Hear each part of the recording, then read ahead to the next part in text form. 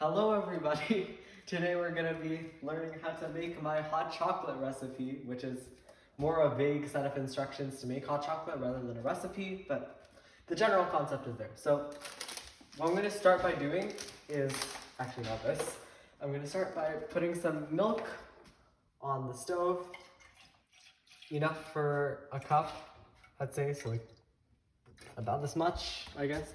I'll put some more because I'll make another one for my brother who is recording this in a minute, but yeah, that seems, I'll put a little more.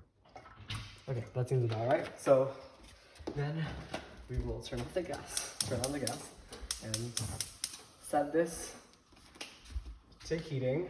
We don't want to scorch it, but we do want to heat it enough that we can eventually foam it and have it at a correct temperature for hot chocolate, which to me is pretty hot. Anyhow, so in our individual mugs, this is a slightly streamlined recipe because I'm lazy. So in our individual mugs, we're gonna put some chocolate chips. If I can get them out of the bag, which is, that would be quite nice actually. Anyhow, can you pan into the cup? If you can not undo, like this much. This is good to me. And actually, no, that's not in this cup. I'll hold the second cup.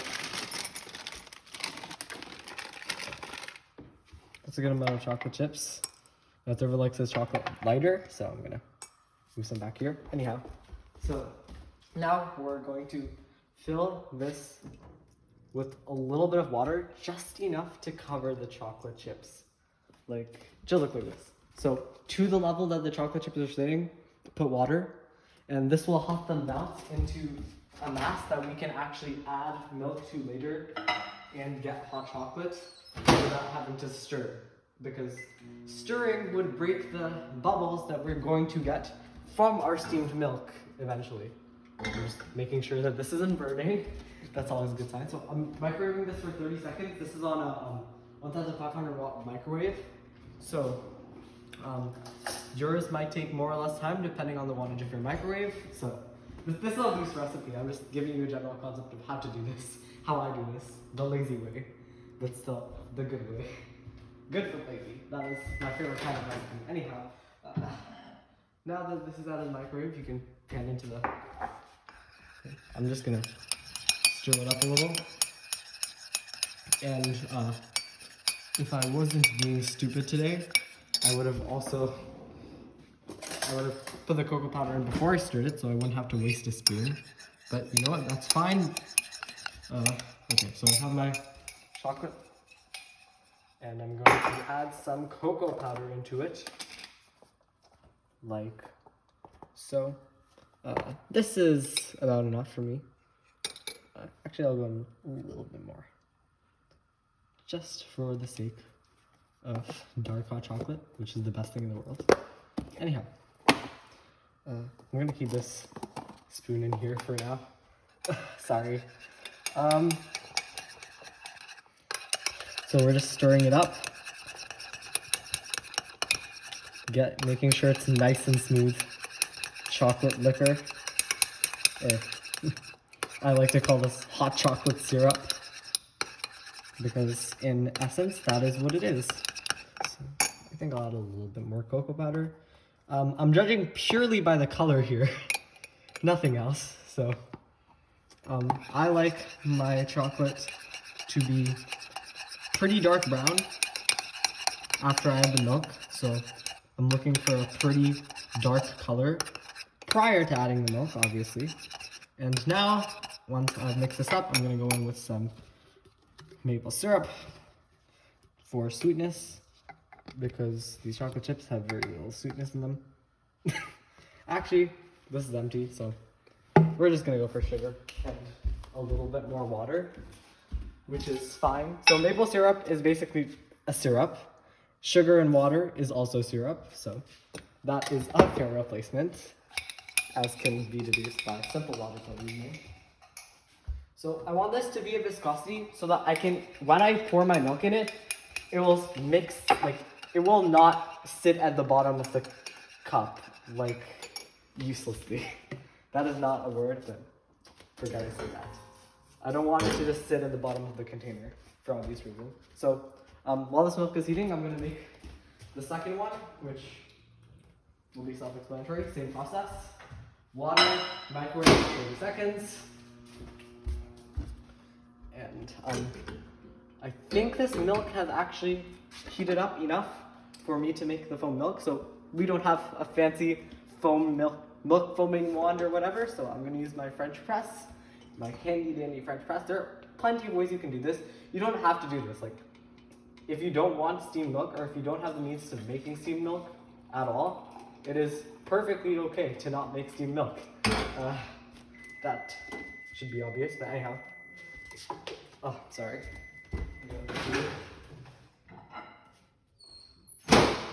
So to steam this milk, we want to press above it 3 times.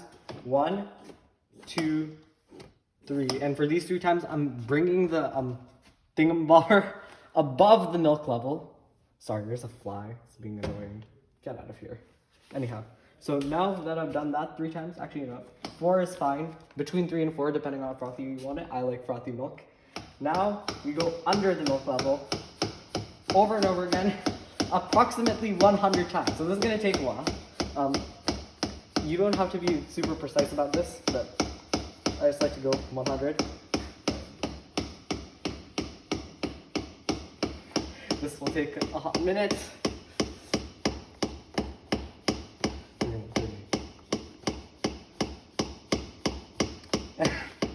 This will probably burn approximately the calories that you would consume from the hot chocolate, but hey, who cares about calories? They literally do not matter in the grand scheme of things, so I'm just gonna continue doing this. Okay, that should be sufficient. You know what, actually, I'm gonna go a few more for good measure. Okay, for purposes of demonstration, this is sufficient. Okay, I cannot pour latte art, but if you can, that would be a very nice touch to this hot chocolate. Obviously, latte art is the best. Anyhow, so I'm just gonna pour the steamed milk into my hot chocolate, starting from a far distance, going to a closer distance, so I get that foaming effect, even though I don't literally get latte art.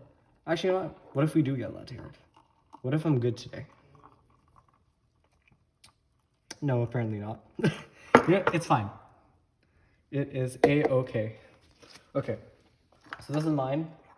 And now I'm gonna make a second cup for my dear brother recording this. Very quickly, stir. You can use the same spoon. Milk is not like an eternal source of evil that will contaminate all other touches. It is perfectly fine to use milk to thin this mixture as well, if you don't want to use water. But I would advise not using cold milk to thin it, because then you might run into some issues with stirring the cocoa powder in, because cocoa powder and cold milk, cocoa powder and cold liquids in general, not a good combination. Not something you want to be dealing with. But anyhow, look how pretty this looks, by the way. Can you zoom on that? That was a very pretty top tube of hot chocolate.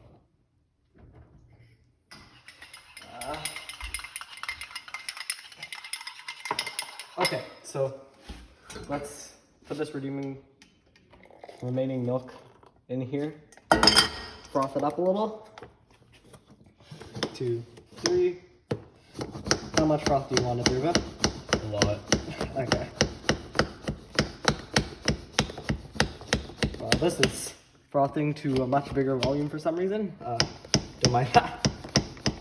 See, the interesting thing about this is the less milk you put in, the more it froths. The more volume it froths to some extent. Of course, if you put like literally nothing in there, that's not going to work, but that is the slightly paradoxical thing about this. So, anyhow, sorry for the rambling.